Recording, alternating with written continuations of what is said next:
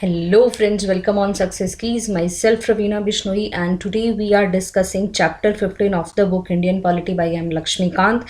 We already covered the chapter 14, which is a very big chapter. So I think आपको समझ में आ गया होगा.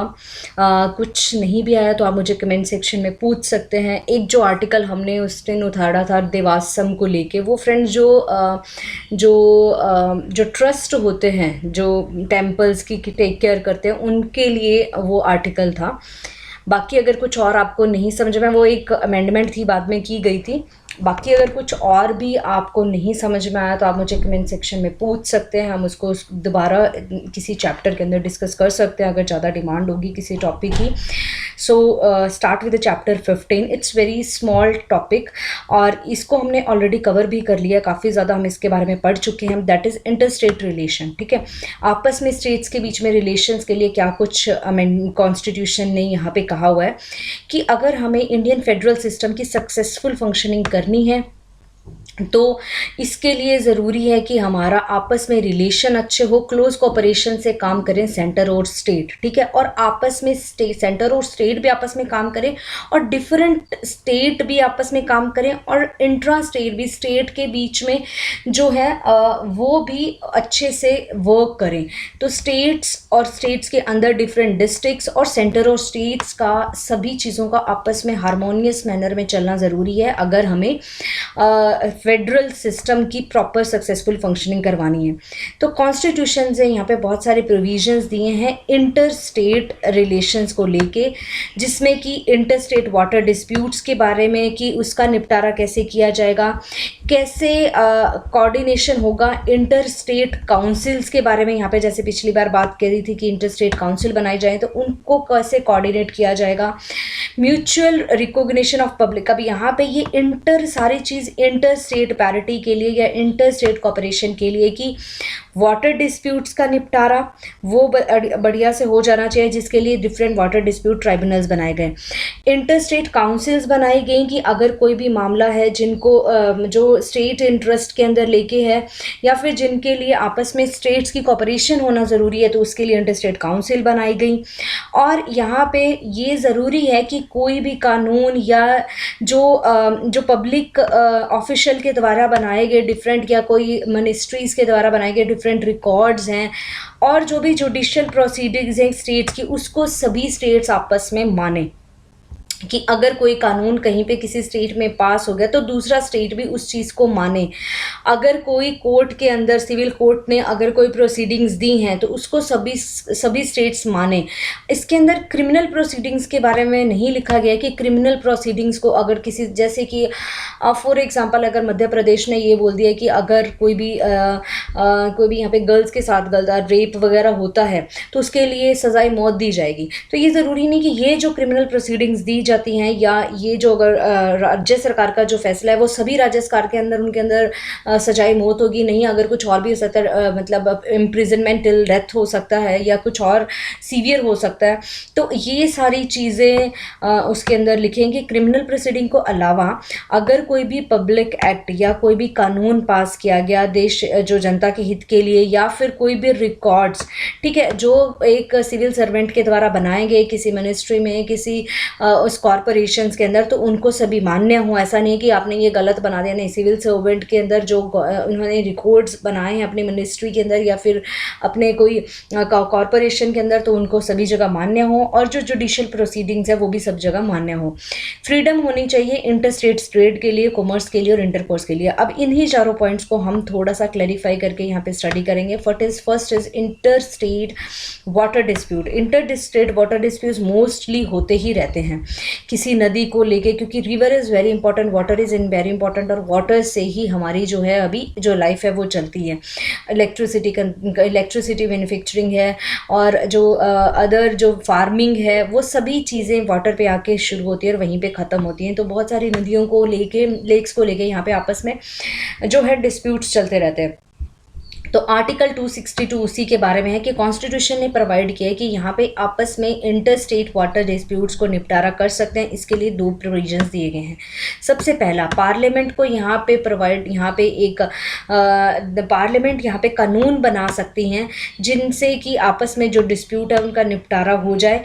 और जो अगर उनको कोई कंप्लेंट मिलती है with respect to the use, distribution and control of a water of any inter state river, मतलब पार्लियामेंट को यहाँ पे कंप्लेंट आती है कि पानी को लेके मिसयूज़ किया जा रहा है या उसके डिस्ट्रीब्यूशन या कंट्रोल ऑफ वाटर को लेके कुछ प्रॉब्लम है, तो पार्लियामेंट उस केस में कानून बना सकती है। पार्लियामेंट यहाँ पे ऑल्सो प्रोवाइड की that neither the supreme court, ना ही कोई अदर कोर्ट यहाँ पे इस डिस्प्यूट्स को निपटा सकती है। इस डिस्प्यूट को पार्लियामेंट निपटाती है with the inter state water tribunal. जो वाटर ट्रिब्यूनल्स बनाए जाते हैं उनके थ्रू निपटारा करती है। इसमें ये नहीं कि सुप्रीम कोर्ट कुछ भी यहाँ पे वर्डिक्ट देगी कि नहीं ये कुछ वर्डिक्ट है, ये पानी इसके द्वारा यूज़ किया जाए, नहीं। सुप्रीम कोर्ट यहाँ पे ना ही कोई अदर कोर्ट इस मामले का यहाँ पे निपटारा करती है, क्योंकि यहाँ पे देखा जाता है कि ट्राइब्यूनल्स का जो ट्राइब्यूनल्स द्वारा जो कहा जाता है वही मान्य होता है, वही सभी पार्टीज़ के ऊपर एप्लीकेबल होता है, ठीक है। उसके यहाँ पे आप कहीं दोबारा सुप्रीम कोर्ट में नहीं जा सकते। अंडर दिस प्रोविजन पार्लियामेंट ने यहाँ पे दो कानून बनाए, ठीक है, कि पार्लियामेंट के पास यहाँ पे पावर थी कानून बनाने की और यहाँ पे सुप्रीम कोर्ट के पास ये पावर नहीं है। तो यहाँ पे पार्लियामेंट ने दो कानून बनाए। उन्होंने बनाया द रिवर बोर्ड एक्ट 1956 और inter state water dispute act 1956, दो कानून यहाँ पे बनाए। रिवर बोर्ड एक्ट में बोला गया कि यहाँ पे रिवर बोर्ड बनाए जाएंगे जिससे कि डेवलपमेंट होगी इंटर स्टेट रिवर वैलीज की, ठीक है, कि जो रिवर बोर्ड होंगे वो ही आपस में रिवर वैलीज या इंटरस्टेट रिवर और रिवर वैलीज बनाएंगे और उनको रेगुलेट और डेवलप करेंगे, ठीक है। रिवर बोर्ड यहाँ पे इस्टेब्लिश किए जाते हैं बाय द सेंट्रल गवर्नमेंट। जब कोई भी स्टेट गवर्नमेंट उनसे एडवाइस चाहते हैं या उनको रिक्वेस्ट करते हैं कि हाँ आप ये रिवर बोर्ड बनाइए जिससे कि रेगुलेशन और डेवलपमेंट किया जाएगी रिवर वैलीज की, ठीक है। अब inter state water dispute act, इसमें क्या कहा गया कि सेंट्रल गवर्नमेंट यहाँ पे सेटअप करेगी, मतलब एडहॉक ट्राइब्यूनल, यानी कि पूरे लाइफ टाइम बने रहेंगे, कुछ टाइम तक रहेंगे, जब तक उन्होंने निपटारा कर दिया बात का तो फिर वो ख़त्म हो जाते हैं, जिससे कि जो डिस्प्यूट्स होते हैं डिफरेंट स्टेट्स के अंदर किसी भी रिवर को लेके, तो यहाँ पे वो water dispute inter state water dispute tribunal बनाया जाएगा और वो निपटारा करेगा। निपटारा करके अपना जो है रिपोर्ट सब दे के उसके बाद में वो ख़त्म हो जाता है। अब यहाँ पे इन्होंने जो डिसीज़न लिया, यहाँ पे जो डिसीज़न लिया जाता है ट्राइब्यूनल के द्वारा वो फाइनल होता है और वो बाइंडिंग होता है पार्टीज़ के ऊपर, ठीक है। यहाँ पे कोई सुप्रीम कोर्ट के पास अपील करने के लिए आप नहीं जा सकते।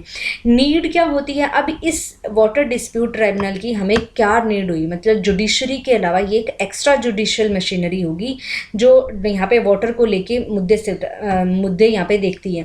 सुप्रीम कोर्ट यहाँ पे हम देखते हैं कि यहाँ पे उनका कुछ जुरिस्डिक्शन होता है to decide any dispute between states. वैसे हम देखते हैं कि सुप्रीम कोर्ट अगर कोई भी डिस्प्यूट होता है स्टेट्स के बीच में या सेंटर और स्टेट के बीच में, वो सुप्रीम कोर्ट के द्वारा देखा जाता है। और विद वाटर सप्लाई को लेके भी उनके पास यहाँ पे जुरिस्डिक्शन होता है सुप्रीम कोर्ट का।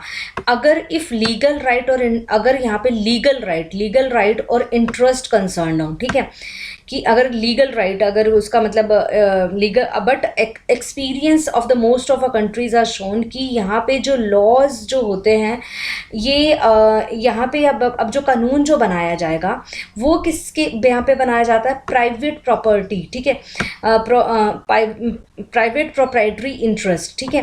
तो एक प्राइवेट या जैसे वाटर है, वाटर किसी का भी प्राइवेट नहीं है, ठीक है। ऐसे कह दें कि वो किसी स्टेट का प्राइवेट प्रॉपर्टी है या प्रॉपर्टी उसी के ऊपर उसका अधिकार है, नहीं है। पानी के ऊपर जो अधिकार है इसमें पूरा पब्लिक का एट लार्ज इंटरेस्ट होता है, तो ये सुप्रीम कोर्ट को इसीलिए नहीं दिया गया है, क्योंकि सुप्रीम कोर्ट का जो वर्डिक होगा वो बेसिस रहते हैं कि एक लीगल राइट है किसी चीज़ का या किसी बंदे का ये लीगल राइट है, उसके ऊपर ये उसका ये अधिकार है कि उसको ये दिया जाए। तो वो चीज़ें क्या होती हैं, एक प्राइवेट कंसर्न की चीज़ों के लिए होते हैं। अब पानी एक प्राइवेट प्रॉपर्टी नहीं है, पब्लिक एट इंटरेस्ट लार्ज का इसके ऊपर अधिकार होता है। तो अगर कोई मतलब सुप्रीम कोर्ट के द्वारा कुछ भी यहाँ पे सुप्रीम कोर्ट के द्वारा ये डिस्प्यूट्स को सेटल करना यहाँ पे जो है सरकार ने वाजिब नहीं माना और उसके लिए बनाए इन्होंने ट्राइब्यूनल्स। सो टू टू 2016 के अंदर सेंट्रल गवर्नमेंट है setup 8 inter state water dispute tribunal बन चुके हैं 2016 तक आते आते। उसके बाद में अभी एक और भी बना था 2018 के अंदर, जो यहाँ पे था महानदी को लेके, दैट इज़ ओडिशा और छत्तीसगढ़ के बीच में जो डिस्प्यूट था, तो 9 बन चुके हैं अभी। यहाँ पे 8 यहाँ पे इसमें दिए हुए हैं, नेक्स्ट एडिशन होगा शायद उसमें 9 दिए गए हों, तो अभी 9 बन चुके हैं। लास्ट था जो महानदी वाटर डिस्प्यूट ट्राइब्यूनल, जो ओडिशा और छत्तीसगढ़ के बीच में कंसर्न थी। ठीक है, तो इसके पहले आप ये देख सकते हैं कृष्णा वाटर डिस्प्यूट ट्राइब्यूनल 1969 के अंदर बना, जिसमें स्टेट्स इन्वॉल्व थे महाराष्ट्र, कर्नाटक और आंध्र प्रदेश। अब आप इनकी लोकेशंस दे सकते हैं कि कहाँ से कृष्णा रिवर बह के जाते हैं, तो वहाँ पे आप देख सकते हैं कि ये जो तीनों स्टेट्स हैं वहाँ पे कंसर्न मिलेंगे। Godavari water dispute tribunal Maharashtra, Karnataka, Andhra, Madhya Pradesh and Odisha के बीच में। Narmada water dispute tribunal Rajasthan, Gujarat, Madhya Pradesh के बीच में और महाराष्ट्र के बीच में। रावी भी और बीस डिस्प्यूट ट्राइब्यूनल पंजाब, हरियाणा और राजस्थान के बीच में। फिर आप देख सकते हैं सेकंड कृष्णा वाटर डिस्प्यूट, उसके बाद में 2004 में दोबारा कृष्णा रिवर के ऊपर यहाँ पे मुद्दा उठा, बाद में तो दोबारा एक ही। अभी आप यहाँ पे सेकंड देख सकते हैं कि पहला जो बना उसने अपना जो वर्डिक्ट दिया, रिपोर्ट दी और डिसीजन दिया, वो फाइनल बाइंडिंग हो गया। उसके बाद में दोबारा जब बात उठी, दोबारा डिस्प्यूट हुआ, तो यहाँ पे एक दोबारा ट्रिब्यूनल बनाया गया। फिर आता है महादाई वाटर डिस्प्यूट ट्रिब्यूनल, और उसके बाद में मैंने आपको बना दिया यहाँ पे एक महानदी, जो बना था 2018 के अंदर। ठीक है, ये था ओडिशा और छत्तीसगढ़ को लेके। नेक्स्ट आता है इंटर स्टेट काउंसिल्स। अब इंटर स्टेट काउंसिल्स के बाद में पिछले हमने सरकारी या कमीशन या अदर कमीशंस के बारे में बोला कि उन्होंने बोला कि इंटर स्टेट काउंसिल होने चाहिए, तो यहाँ पे स्टडी करते हैं उसी इंटर स्टेट काउंसिल को। आर्टिकल 263 यहाँ पे बोला कि एक इंटर स्टेट काउंसिल होना चाहिए जो कोऑर्डिनेट करेगी स्टेट्स के बीच में और सेंटर और स्टेट के, स्टेट्स को आपस के बीच में भी कोऑर्डिनेट करेगी और सेंटर और स्टेट के लिए भी कोऑर्डिनेट करेगी। तो प्रेसिडेंट ने यहाँ पे एस्टेब्लिश की ऐसी काउंसिल, अगर if any time it appears to him कि पब्लिक इंटरेस्ट, मतलब प्रेसिडेंट यहाँ पे पावर है, प्रेसिडेंट के पास ये पावर है कि वो ऐसी काउंसिल बना सकती है अगर उसे लगे कि जनता के हित के लिए इसे बनाना ज़रूरी है। उन्होंने ये बताया कि इसकी वो प्रेसिडेंट ही यहाँ पे डिफाइन करेगा कि उसकी क्या ड्यूटी होंगी, क्या कार्य वो करेगी, कैसा उसका ऑर्गेनाइजेशन होगा और कैसा प्रोसीजर होगा। यहाँ पे आप देख सकते हैं कि पार्लियामेंट नहीं बोला, यहाँ पे प्रेसिडेंट बोला है। इवन दो प्रेसिडेंट के पास पावर है कि उसकी ड्यूटीज़ को डिफाइन करने की, पर यहाँ पे कॉन्स्टिट्यूशन आर्टिकल 263 में कुछ ड्यूटीज़ यहाँ पे बता दी गई हैं कि क्या उनकी ड्यूटीज़ होंगे। इसके अलावा मतलब प्रेसिडेंट के पास पावर, मतलब कि इनके अलावा भी कुछ ड्यूटीज़ जो प्रेसिडेंट जो है यहाँ पे ऐड ऑन कर सकता है with in a time being. ठीक है, तो आर्टिकल 263 में जो ड्यूटीज़ दी गई हैं वो क्या दी गई है कि वो इंक्वायर कर सकती है किसी भी मैटर को, डिस्प्यूट को लेके एडवाइस दे सकते हैं किसी डिस्प्यूट को लेके। अगर बीच में किसी भी दो राज्यों के बीच में कोई डिस्प्यूट पैदा हुआ है तो वो एडवाइस और इंक्वायर कर सकती हैं। इन्वेस्टिगेट कर सकते हैं डिफरेंट सब्जेक्ट्स को, जो सेंटर और स्टेट के बीच में हमेशा कॉमन इंटरेस्ट का जो सब्जेक्ट्स होते हैं उनको आइडेंटिफाई कर सकती हैं कि ये सेंटर और स्टेट का दोनों का ही कॉमन इंटरेस्ट की चीज़ है, और इसके लिए यहाँ पे रिकमेंडेशंस दे सकते हैं कि इस मामले को या इस मुद्दे को कैसे हम सुलझा सकते हैं, कैसे बेटर कोऑर्डिनेट कर सकते हैं, कोऑर्डिनेट ऑफ अ पॉलिसी और एक्शन ऑन इट, कि उसके ऊपर कैसे कोई पॉलिसी बना सकते हैं और उसके ऊपर कैसे कार्य कर सकते हैं अगर कोई मामला दोनों के ही इंटरेस्ट का। जैसे कि बहुत सारे मामले होते हैं कि जैसे कि अभी अगर एग्जांपल कोरोना इज़ सभी के इंटरेस्ट का मामला है, सब्जेक्ट ऑफ कॉमन इंटरेस्ट है। अगर कोई और हेल्थ को लेके इश्यूज़ हैं तो वो भी कॉमन इंटरेस्ट के मामले होते हैं। द काउंसिल फंक्शन यहाँ पे इंक्वायर करती है advice upon a inter state dispute. यहाँ पे इंटर स्टेट डिस्प्यूट के लिए ये एडवाइस करती है, एंड ये कॉम्प्लीमेंट्री, मतलब सुप्रीम कोर्ट के साथ साथ जुरिस्डिक्शन के साथ साथ ये भी एक कॉम्प्लीमेंट्री यहाँ पे एक काउंसिल होती है जो हेल्प करती है सुप्रीम कोर्ट की under the article 131 to decide legal controversies between the governments. अब ये भी आर्टिकल 131 के अंडर ये जो ट्राइब्यूनल है यहाँ पे ये अगर ये भी डिसाइड करते हैं कि अगर कोई लीगल कॉन्ट्रोवर्सीज हो गई हैं गवर्नमेंट्स के बीच में, तो ये भी उसमें अपना डिसीजंस या अपने एडवाइस देती है।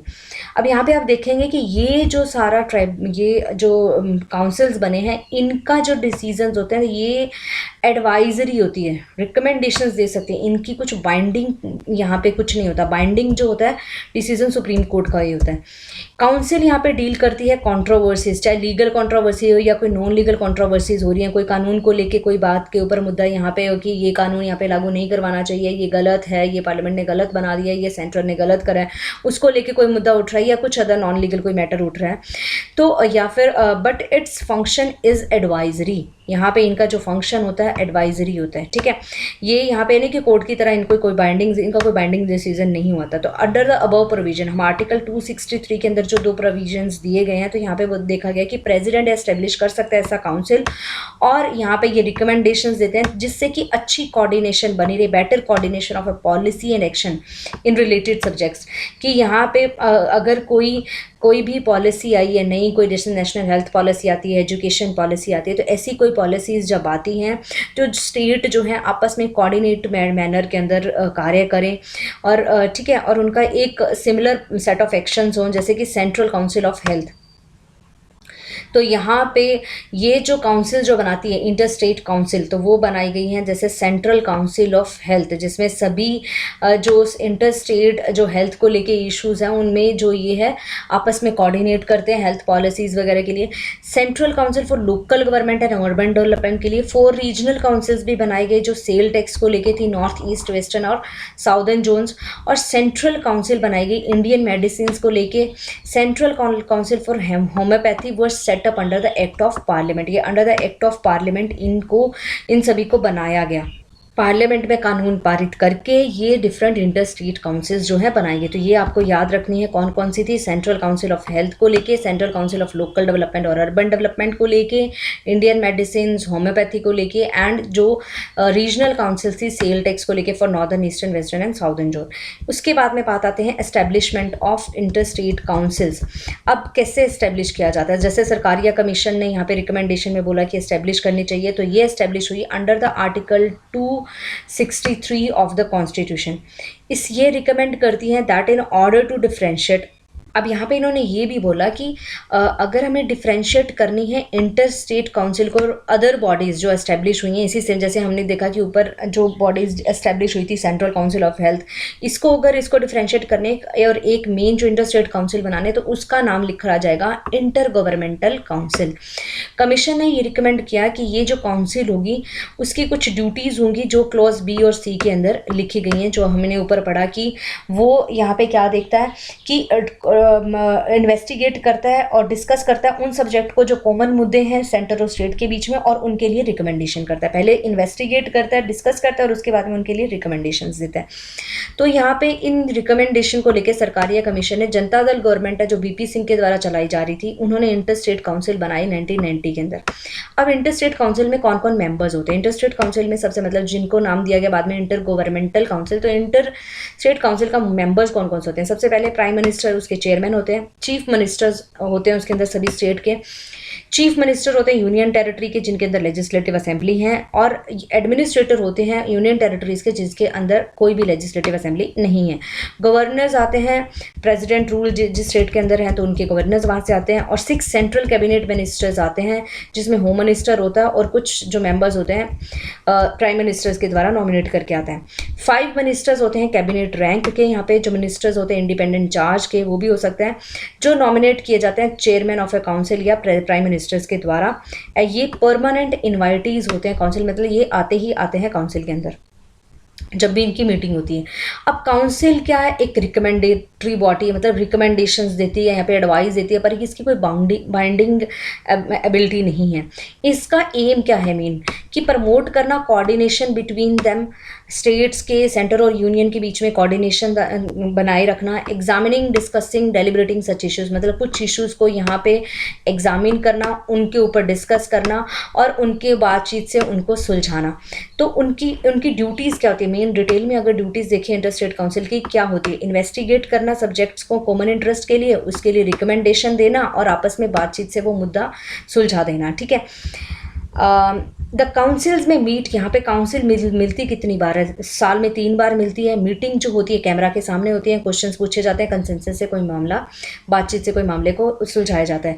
अब इसकी एक स्टैंडिंग कमेटी, मतलब 3 साल में 2 या 3 बार मिलेगी, तो साल भर क्या कार्य करेगी, तो वो कार्य जो करती है, साल भर जो कार्य करता है वो करती है स्टैंडिंग कमेटीज काउंसिल की। 1996 के बाद में हम देखते हैं कि कंटिन्यूस कंसल्टेशंस के लिए ये एक कमेटी बनाई गई थी, स्टैंडिंग कमेटी कमेटी जो मामलों को देखती है। इसके अंदर होता क्या है, यूनियन होम मिनिस्टर इसके चेयरमैन होते हैं, 5 यूनियन कैबिनेट मिनिस्टर होते हैं और 9 चीफ मिनिस्टर्स होते हैं यहाँ पे, ये जो सारे साल के लिए कार्य करते हैं।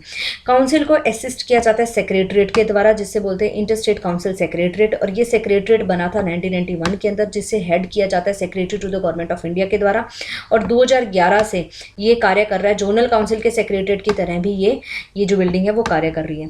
नेक्स्ट आता है public act record and judicial proceedings. अब ये क्या है, कोई भी जब कोई कानून पास किया जाता है या फिर जो कॉर्पोरेशन के जो भी रिकॉर्ड्स हैं या फिर सुप्रीम कोर्ट या कोई भी सिविल कोर्ट के द्वारा जो भी प्रोसीडिंग्स दी जाती हैं, तो उनके साथ क्या होता है।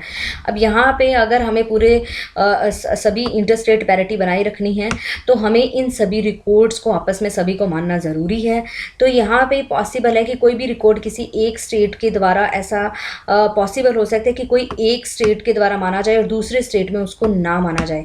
तो इसी डिफ़िकल्टीज़ को ख़त्म करने के लिए कॉन्स्टिट्यूशन में यहाँ पे लिखा गया था full faith and credit close डाला गया, जो हमने अमेरिका से लिया।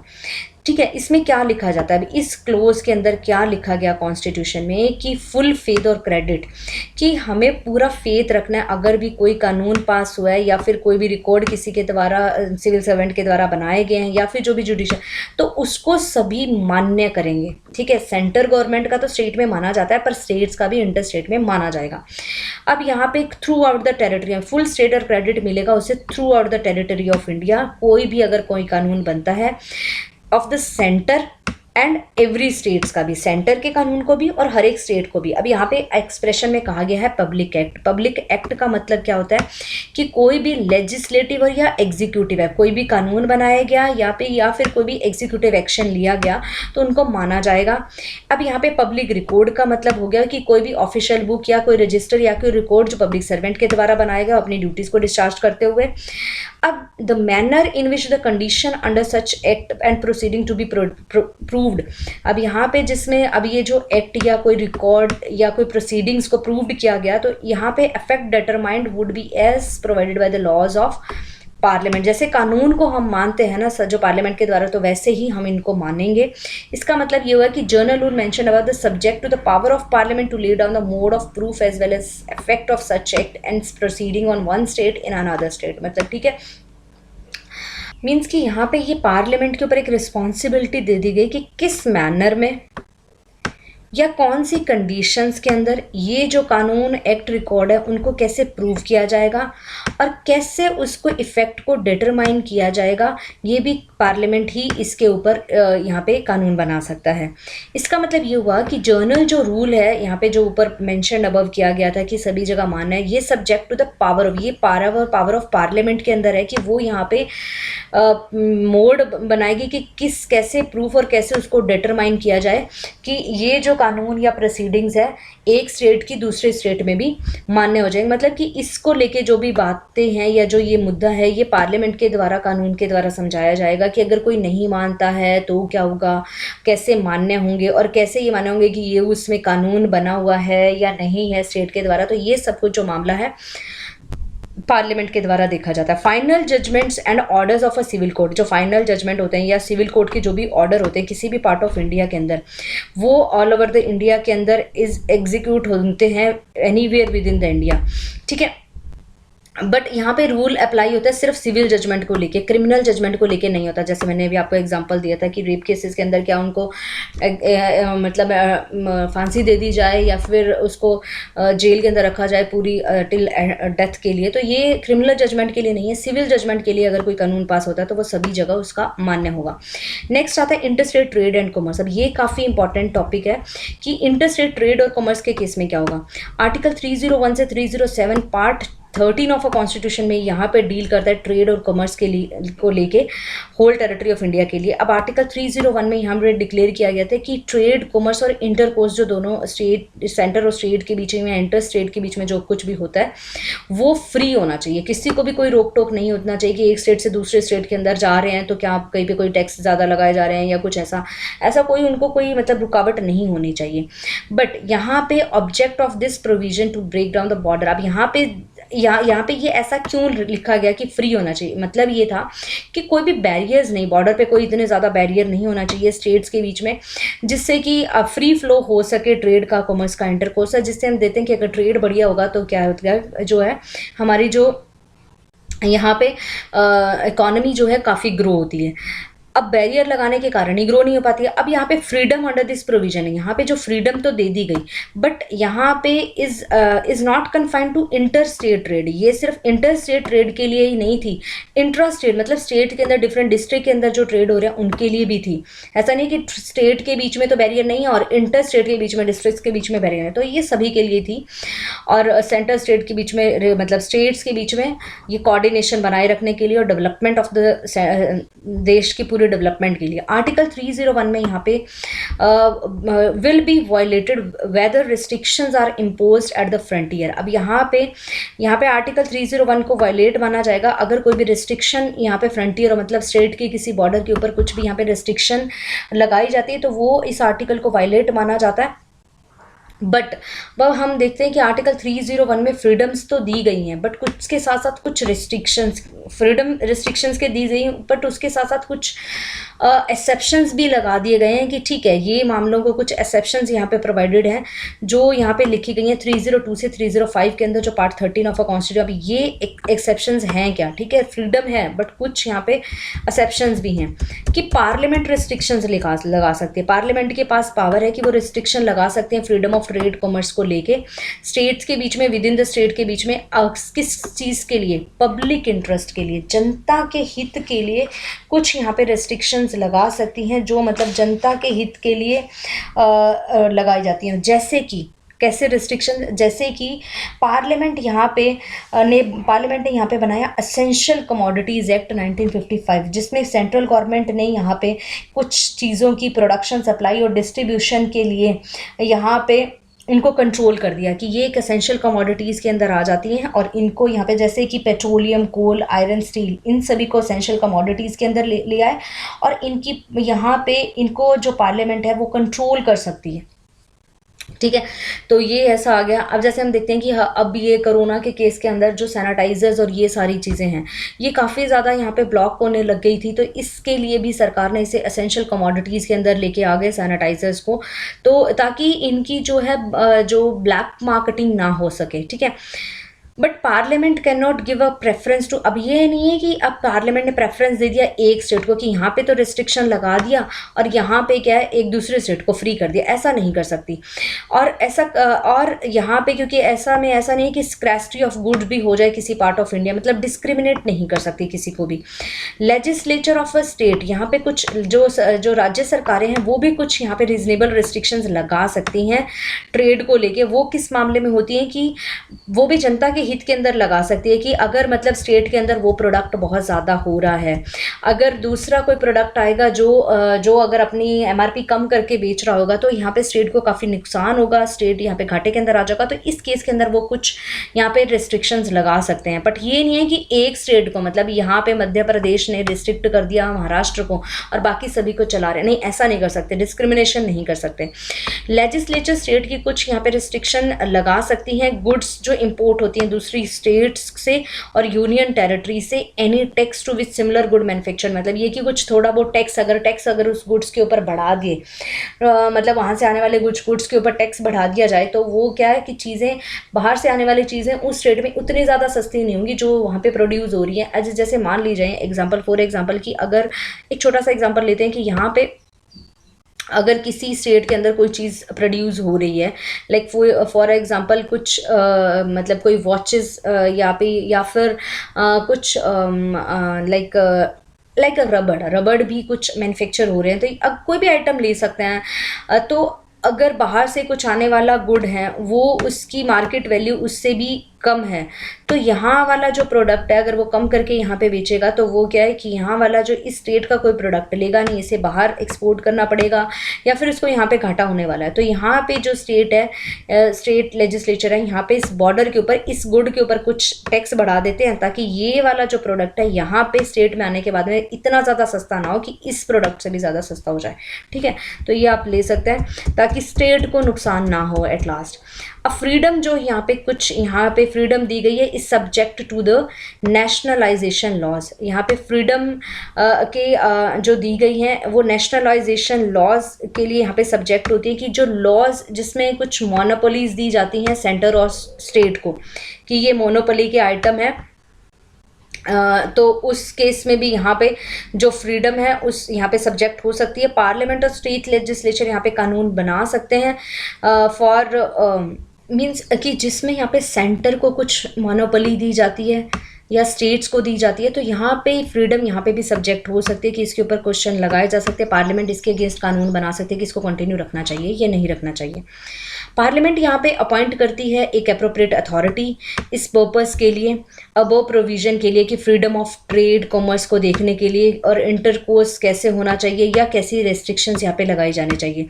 तो पार्लियामेंट यहाँ पे कन्फर कर सकती है, कोई अथॉरिटी यहाँ पे बना सकती है कि उसको कुछ नेसेसरी पावर एंड ड्यूटीज़ दे सकती है कि आप ये मामला देखें कि फ्रीडम ऑफ ट्रेड कॉमर्स और इंटरकोर्स कैसे होगा, कौन कौन सी रेस्ट्रिक्शन इस पर लगाना चाहिए। बट अभी तक देखा जाता है कि कोई अभी तक ये अथॉरिटी नहीं बन पाई है। ऐसी कोशिश की जाइए कि अभी बनेगी ये अथॉरिटी, जैसे कि अभी देख रहे हैं कि पूरा देश को एक मंडी के रूप में लेके आएंगे, तो ऐसी सच अथॉरिटी। बट हम देख रहे हैं कि जीएसटी आने के बाद में ये एक काफ़ी ज़्यादा फ्लो या ट्रेड कॉमर्स काफ़ी ज़्यादा बढ़ गया है, और एक इसको लेके आया जा रहा है कि इसके मतलब ऑनलाइन पोर्टल बनाए जा रहे हैं कि जिससे कि पूरी एक सिंगल मार्केट की तरह ये मेंटेन हो जाएगा। जीएसटी आने के बाद में काफ़ी फ़र्क पड़ा है फ्रेंड्स की ट्रेड एंड कॉमर्स के बीच में, बाउंडेशंस जो बाउंड्रीज़ हैं, जो रिस्ट्रिक्शंस थी, काफ़ी कम हो गई हैं। नेक्स्ट आता है जोनल काउंसिल। अब जोनल काउंसिल के बारे में भी पहले हमने स्टडी किया था कि जोनल काउंसिल्स जो होती हैं स्टैट्यूटरी होती है। ये कोई कॉन्स्टिट्यूशन के अंदर इसके बारे में नहीं लिखा गया था, इसको कानून पास करके एक्ट ऑफ पार्लियामेंट लेके आने के बाद में इसको लाया गया। इसके लिए स्टेट रीऑर्गेनाइजेशन एक्ट, और डिवाइड कर दिया पूरे देश को 5 जोन्स के अंदर, नॉर्थ, सेंट्रल, ईस्टर्न, वेस्टर्न और साउदर्न। यहाँ पे जोनल काउंसिल हैं हर एक जोन के लिए, एक जोनल काउंसिल बनाई गई है। जब ये जोन्स बनाई गई तो तब यहाँ पे बहुत सारे फैक्टर्स को ध्यान में रखा गया कि नेचुरल डिविजन्स कैसी है कंट्री की, मतलब कैसे कोई रेगिस्तानी भूमि, पहाड़ी भूमि, नेचुरल डिवीजन कैसी हैं, और रिवर सिस्टम कैसा है, कि ऐसा नहीं है कि जोन मतलब एक रिवर बीच में आ रही हो, नहीं, रिवर सिस्टम को भी ध्यान में रखा गया, कल्चर लिंग्विस्टिक एफिनिटी को भी ध्यान में रखा गया, इकोनॉमिक डेवलपमेंट को भी, सिक्योरिटी को भी, लैंड ऑर्डर को भी ध्यान में रखा गया ये जोन्स बनाते समय। हर एक जोनल काउंसिल्स हैं उसमें कुछ मेंबर्स होते हैं, होम मिनिस्टर होते हैं, सेंट्रल गवर्नमेंट के सीएम होते हैं, स्टेट्स ऑफ द जोन्स के 2 अदर मिनिस्टर्स भी आते हैं स्टेट ऑफ द जोन्स के, एडमिनिस्ट्रेटर आते हैं यूनियन टेरिटरी से। इन फॉलोइंग पर्सनस के अलावा यहाँ पे द फॉलोइंग पर्सनस यहाँ पे जोनल काउंसिल्स में होते हैं, उनकी मीटिंग्स के अंदर, बस उनको राइट ऑफ टू वोट नहीं होता है, बट उस मीटिंग में वो आते ज़रूर है। वो कौन कौन से पर्सन होते हैं? पर्सन जो नॉमिनेट किया जाता है प्लानिंग कमीशन के द्वारा, चीफ सेक्रेटरी आते हैं गवर्नमेंट के हर एक स्टेट्स के अंदर, और डेवलपमेंट कमिश्नर्स आते हैं। अब होम मिनिस्टर जो सेंट्रल गवर्नमेंट का होता है वो कॉमन चेयरमैन होता है हर एक जोन का। ईच जो सीएम होते हैं और वाइस चेयरमैन होते हैं काउंसिल के, वो रोटेशन बाय रोटेशन से यहाँ पे बनते हैं, जो ऑफिस को देखते हैं 1 ईयर एट ए टाइम के लिए देखते हैं। जोनल काउंसिल्स का मुद्दा क्या था, मेन एम क्या था, कि कोऑपरेशन बनाई जा सके, कोऑर्डिनेशन बिठाया जा सके डिफरेंट स्टेट्स के बीच में, यूनियन टेरिटरी के बीच में और सेंटर के बीच में। ये यहाँ पे डिस्कस करते हैं कुछ रिकमेंडेशंस को, जो मैटर्स देखते हैं यहाँ पे इकोनॉमिक और सोशल प्लानिंग को देख के ये इन मैटर को डिस्कस करते हैं और इनके ऊपर रिकमेंडेशंस देते हैं। इकोनॉमिक और सोशल प्लानिंग को लेके, लिंग्विस्टिक माइनॉरिटी को लेके, बॉर्डर डिस्प्यूट अगर कहीं हो रहे हैं उसको देके, इंटर स्टेट ट्रांसपोर्ट को देके ये रिकमेंडेशंस देते हैं। यहाँ पे कुछ बस इसका काम जो होता है बातचीत का या एडवाइजरी बॉडी, यानी कि इनका कुछ डिसीजन बाउंडिंग होता है। ऑब्जेक्टिव्स या फंक्शंस क्या होते हैं जोनल काउंसिल्स का, डिटेल के अंदर हम देखें तो मेन फंक्शन है यहाँ पे कि एक इमोशन जो है कि हम सारा देश जो एक है, वो एक इमोशनल इंटीग्रिटी जो है वो लेके आया जा सके। ये हेल्प करता है कि ग्रोथ होती है यहाँ पे, स्टेट कॉन्शियसनेस की जो ग्रोथ थी उसको रोकने में हेल्प करता है। कि अगर कोई एक स्टेट की, हम तमिलनाडु ही हैं और हम यहाँ पे तमिलजियंस ही रहते हैं, पंजाब हैं, हम यहाँ पे पंजाबीज ही रहते हैं, तो ये वाला ये एक जो कि स्टेट कॉन्शियसनेस वाला जो फीलिंग आती है उसको रोका जा सके। एक रीजन को लेके जो फीलिंग आती है उसको रोका जाए, कि कोई रिलीजन को लेके या लैंग्वेज को लेके जो फीलिंग आती है कि हम अलग हो जाएं, हम इतने इस लैंग्वेज के लोग हैं, इस अलग होने की जो भावनाएं हैं उनको ख़त्म करने के लिए ये बनाई गई।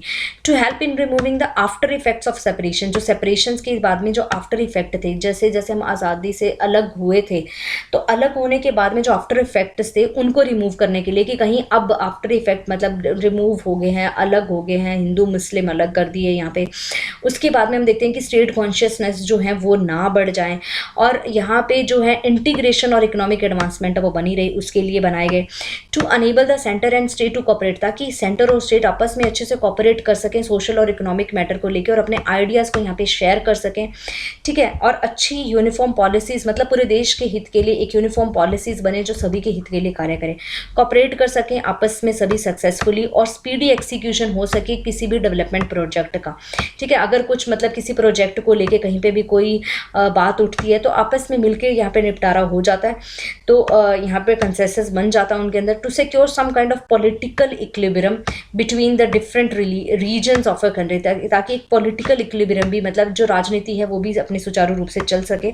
नेक्स्ट आता है अब यहाँ पे नॉर्थ ईस्टर्न सेंट्रल काउंसिल। इन जोनल काउंसिल के अलावा भी एक नॉर्थ ईस्टर्न काउंसिल बनाई गई, जो जिसके लिए एक दोबारा अलग से कानून पास करवाया गया, नॉर्थ ईस्टर्न सेंट्रल काउंसिल 1971 के अंदर। इसके मेंबर्स जो हैं वो असम, मणिपुर, मिजोरम, अरुणाचल, नागालैंड, मेघालय, त्रिपुरा और सिक्किम इसको काफ़ी बाद में जोड़ा गया, 2002 के लगभग इसको जोड़ा गया। पहले 7 सिस्टर्स ही थे जो 7 मेंबर्स थे, उसके बाद में आ गए ये 8 मेंबर्स बन गए। यहाँ पे 2002 में सिक्किम को जोड़ दिया गया।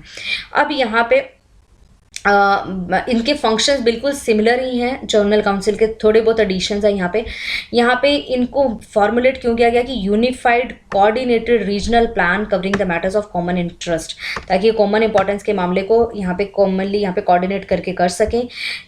इसको रिव्यू किया जाता है, it has to review time to time the measure taken by the member state for maintaining the security and public order in a region. यहाँ पे रिव्यू किया जाता है कि पब्लिक ऑर्डर या सिक्योरिटी को मुद्दे को ध्यान में रखते हुए कैसे मेंबर स्टेट कैसे वो कर रहे हैं। अब यहाँ पे डिफरेंट जोनल काउंसिल्स के बारे में लिख दिया गया और उनके हेडक्वार्टर बता दिए कहाँ पे हैं।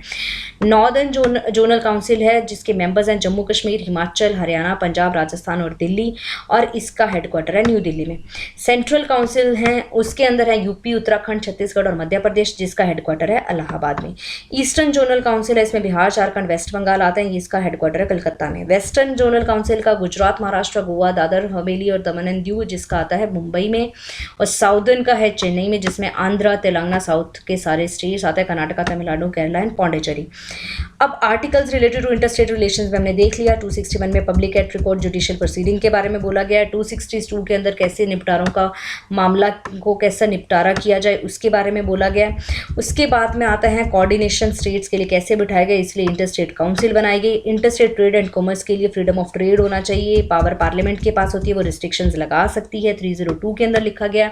303 में लिखा गया कि कैसे रिस्ट्रिक्शन लगाई जाती है, legislative power of a union and state with regard to trade and commerce. यहाँ पे जो यूनियन के लिए यहाँ पे ट्रेड एंड कॉमर्स को लेकर रेस्ट्रिक्शंस है कि उसके पास इतनी पावर नहीं है कि वो ट्रेड एंड कॉमर्स को कभी भी रेस्ट्रिक्ट कर सके, ठीक है। Appointment of authority for carrying out the purpose of 30123, यहाँ पे अथॉरिटी की बात कही है कि ट्रेड एंड कॉमर्स को एक अथॉरिटी बनाई जाए जो अभी तक नहीं बनी है, तो ये सब कुछ लिखा गया। इसके अलावा अगर कुछ बताने को आपके लिए बच गया वो है हमारा inter state water dispute amendment act 2019, ठीक है। ये inter state water dispute act 2019 जो है वो यहाँ पे अमेंडमेंट एक्ट आया, इसको इंट्रोड्यूस किया गया लोकसभा के अंदर 25 जुलाई 2019 के अंदर, जिससे लाया गया था मिनिस्ट्री ऑफ जल शक्ति जो थे गजेंद्र सिंह शेखावत जी।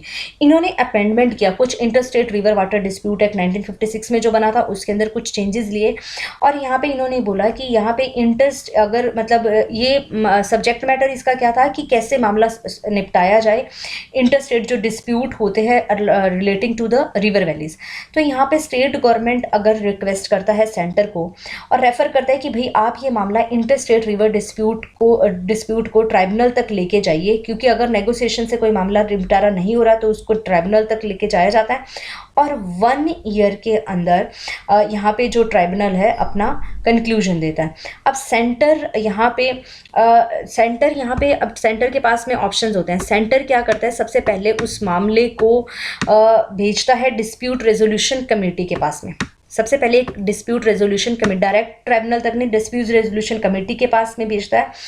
कमेटी के बाद में अगर कमेटी कोशिश करती है कि नेगोशिएशन से मामला हल हो जाए यहाँ पे, बट अगर नहीं हल होता तो उसके बाद में इस यहाँ पे रिपोर्ट भेजी जाती है सेंट्रल गवर्नमेंट के, बाद में फिर सेंट्रल गवर्नमेंट 3 मंथ्स के अंदर अंदर उस मामले को ट्राइब्यूनल तक पहुंचा देती है। और ट्राइब्यूनल जो है उसके बाद में, ट्राइब्यूनल में हम देखते हैं कि जुडिशरी मेंबर्स भी होते हैं, काफ़ी एक्सपर्ट मेंबर्स होते हैं, वो 3 साल के अंदर अपना डिसीजन देते हैं।